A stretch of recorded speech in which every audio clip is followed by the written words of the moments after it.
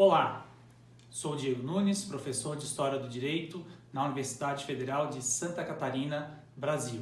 Este vídeo faz parte da série História do Direito Penal em Vídeo, com o objetivo de reunir especialistas do tema para apresentarem breves sínteses a partir de suas pesquisas. Aproveitem!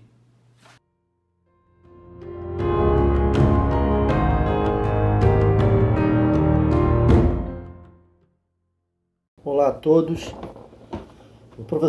A pedido do professor Diego Nunes, eu vou falar um pouquinho com vocês sobre a relação entre o direito de correção e o direito penal. Bom, o direito de correção, hoje no direito penal, ele é a base de fundamentação da pena. Então, a pena de prisão, em qualquer sistema penal, a pena de prisão, ela visa a reeducação, a ressocialização, a reintegração do culpado na sociedade. Então, hoje, o direito de correção ele é a principal finalidade de qualquer sistema penal.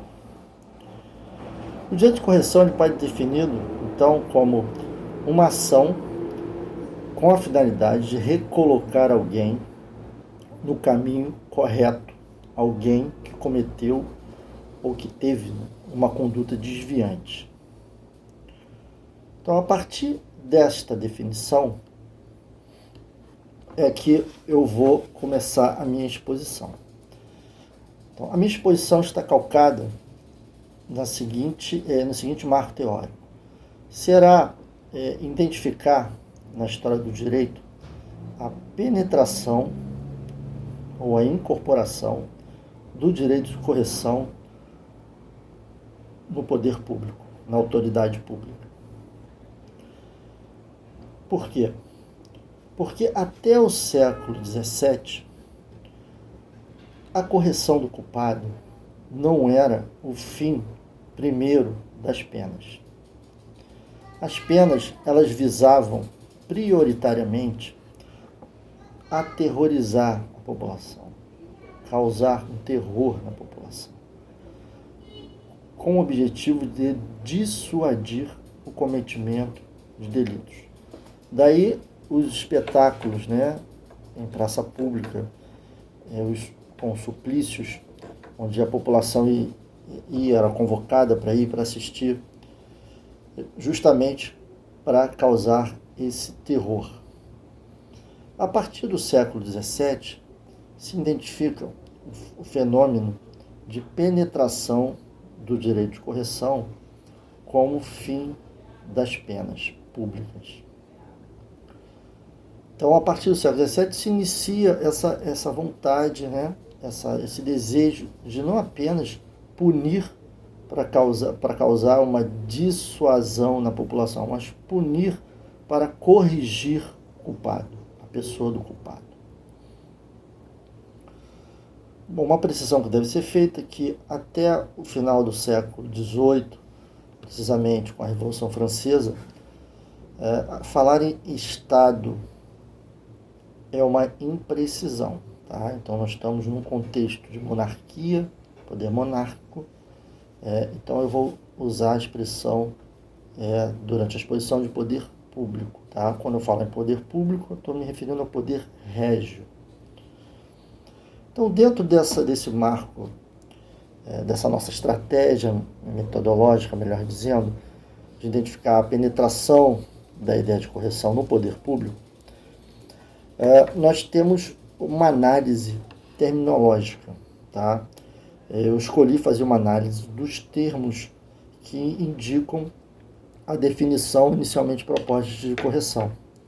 Então, começando, obviamente, pelo direito romano, tá? Passando pela Idade Média, chegando no Antigo Regime, século XVI, no final do Antigo Regime, XVI, XVII, XVIII, e depois finalizando no século XIX, tá? Quando o direito de correção ele recebe uma sofisticação bastante significativa dentro do que se vai ficar conhecido como escola penitenciária, né? Ciência da escola penitenciária. Então, no direito romano, nós identificamos o termo emendatio, tá? Do latim, emendatio, melhor dizendo, onde significa um poder doméstico, tá? Uma atribuição do poder doméstico que ganha contornos de jurisdição privada. Então, o direito de correção no direito romano ele é exercido prioritariamente, exclusivamente no ambiente doméstico, privado, contra escravos e menores. E aqui é curiosa a assimilação, né?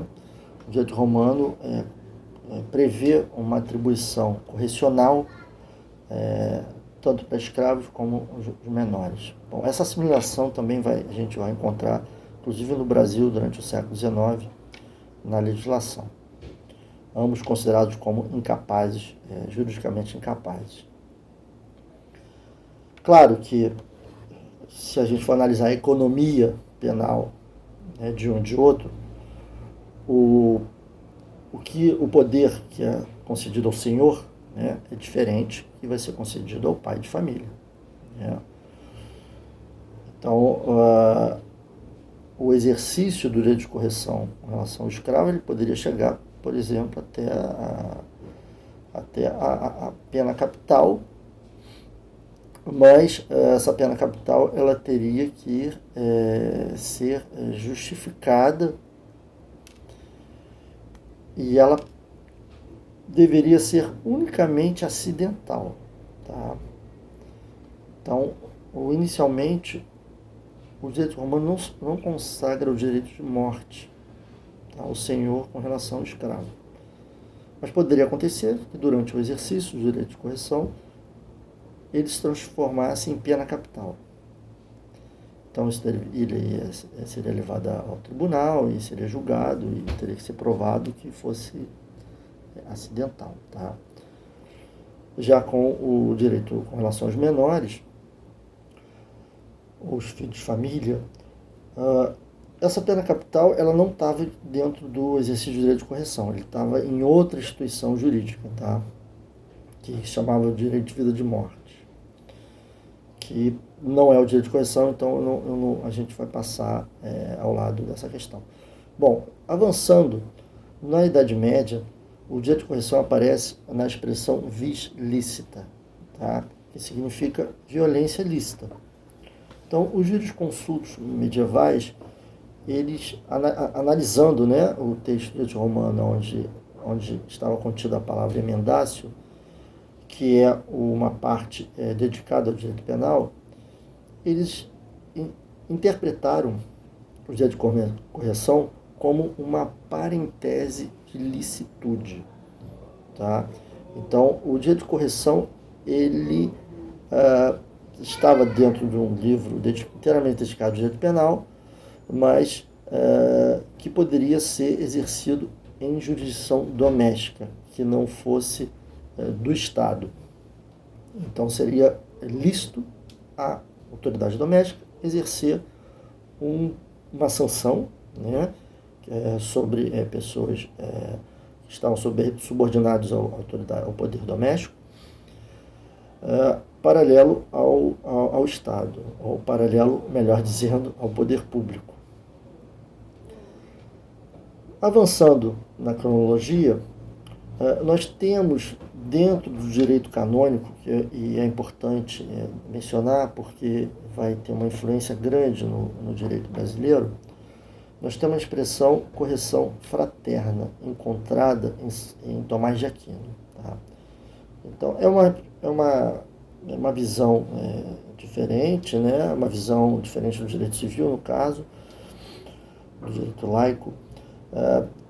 Então, é uma visão refletida dentro dos princípios, né, do direito canônico, da ideia de pecado original, dentro da teologia. Então, a fraterna correctio, né, a correção fraterna, segundo São Tomás de Aquino, é um ato de caridade, tá?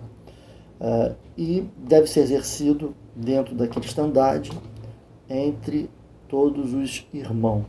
Então Tomás de Aquino considera todo cristão como irmão, então ambos devem, todos, né, devem se corrigirem mutuamente. Então o Tomás de Aquino ele se opõe então ao direito de correção que vinha sendo descrito no direito romano, onde a correção ela era exercida dentro de uma relação vertical, né, de autoridade. E ele propõe a correção exercida dentro de uma relação horizontal. Tá? Bom, a partir do século XVI, nós temos o direito de correção expressado pelo termo coercítio, tá? Que pode traduzir por coerção. Então, os jurisconsultos do século XVI, eles interpretam também o direito romano e opõem a coerção, o coercítio, à jurisdictio, a jurisdição propriamente dita. E teve um jurista francês chamado Charles Loiseau. Ele identificou algumas características do direito de correção com relação à jurisdição régia, no caso. Então, a correção ela é exercida sem conhecimento de causa, ou seja, sem o contraditório. Se trata de uma punição leve e apenas infligida sobre delitos leves ou menos graves. Então, a coerção ela é uma atribuição que é compartilhada, né, entre o poder público e o poder doméstico, tá? E ela tem estas características. Por quê? Porque o direito de correção não pode concorrer, se sobrepor ao direito de aplicar uma pena. A pena é monopólio do poder público. O direito de correção é compartilhado entre o poder público e o poder doméstico. Bom, nesse mesmo período, século XVI, só para ir rápido, nós temos o direito de correção aparece também no termo disciplina. E aqui é curioso, porque a correção doméstica ela é equiparada à disciplina monástica dos mosteiros. Então, a correção ela é pensada, né, a correção tanto em âmbito da família, ou a correção dos colégios, a correção exercida nas universidades ou nas corporações de ofícios.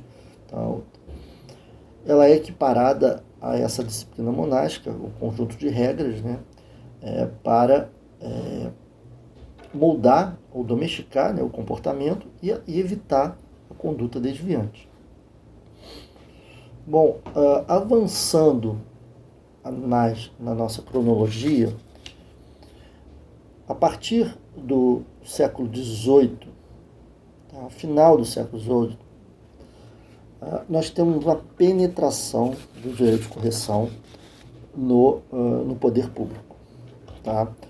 Então, nós temos um desenvolvimento do setor da administração régia. Então, é dentro do setor da administração régia que o direito de correção ele vai se consolidar, ele vai se acomodar com maior precisão e vai se opor com mais distinção à pena propriamente dita. Então, o direito de correção ele passa a ser exercido nas intendências de polícia. E é curioso que nesse período uma expressão é forjada dentro da doutrina, que é a expressão pena correcional.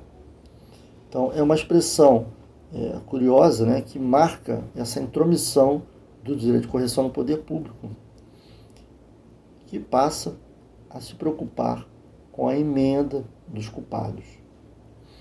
Então, a correção ela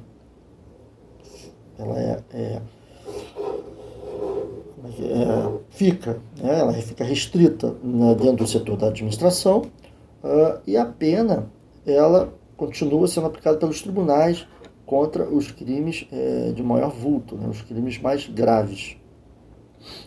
Bom, no século XIX, já para terminar nosso marco temporal dessa exposição, a correção ela figura como um procedimento, tá, específico dentro do Código Penal. Então, ela se destina aos crimes de polícia, tá? Um procedimento normalmente sumário.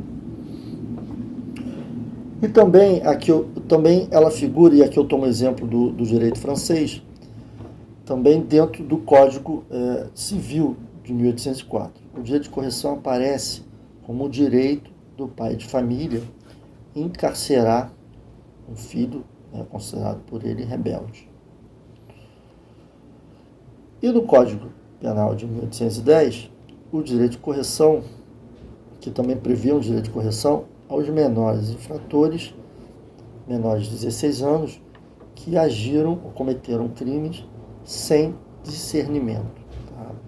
Bom, a doutrina vai se desenvolver em volta dessa noção de discernimento, né, que não cabe aqui a gente adentrar.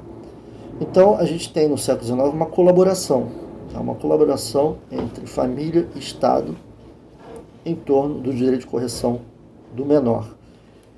E, para finalizar, nós temos também no século XIX o desenvolvimento das casas de correção, que são estabelecimentos específicos, né, com a finalidade específica de corrigir, né, ou de reeducar culpado,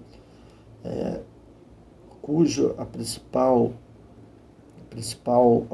casa, né, de correção desenvolvida vai ser a casa de correção específica aos menores infratores. No Brasil, Império, em 1850, precisamente, nós teremos uma casa de correção, tá, que também vai destinar uma ala para a correção dos menores.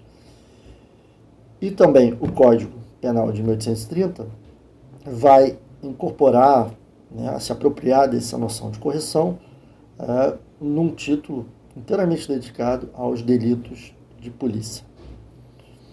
Bom, eu espero ter conseguido, nesse curto espaço de tempo, falar de uma maneira mais clara e objetiva possível de um tema tão complexo, tão rico. Muito obrigado, um abraço a todos.